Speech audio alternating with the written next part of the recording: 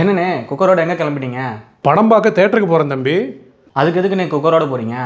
10 ரூபாய்க்கு நம்ம நாட்டு சோளம் வாங்கி வேக வச்சு வச்சுருக்கேன். இதை போய் தேட்டரில் சாப்பிட்டுக்குவேன் தம்பி. தேட்டர்லேயே பாப்கார்ன் விற்கிறாங்களே, அங்கேயே போய் வாங்கிக்கலாம்ல. தம்பி, தேட்டரில் 10 ரூபா பாப்கார்னை 100 ரூபாய்க்கு 200 ரூபாய்க்குன்னு விற்கிறாங்க. அதுவே பகல் கொள்ளையாக இருக்குது.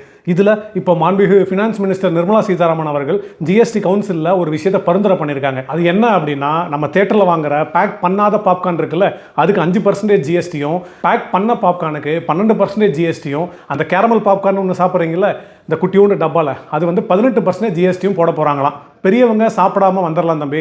ஆனால் நம்ம வீட்டில் இருக்க சின்னஞ்சிறுசுங்க வாங்கி கொடுக்கலன்னா ரொம்பவே ஏங்கி போயிடுவாங்கல்ல. இப்போவே பார்த்தீங்கன்னா டிக்கெட் விலைக்கு மேலே பாப்கார்ன் விற்கிறாங்க. இதில் ஜிஎஸ்டி வேற. ஒரு சாமானியனை மனசில் வச்சுக்கிட்டு இந்த பரிந்துரையெல்லாம் பண்ணால் நல்லாயிருக்கும். ஒரு நாளைக்கு 500 ரூபாய் 600 ரூபாய் சம்பாதிக்கிறவங்களால பாப்கார்ன் தேட்டரில் போய் வாங்கி சாப்பிட முடியுமா சொல்லுங்கள்? ஆமாண்ணே, நீங்கள் சொல்கிறதும் கரெக்டு தான். அப்போ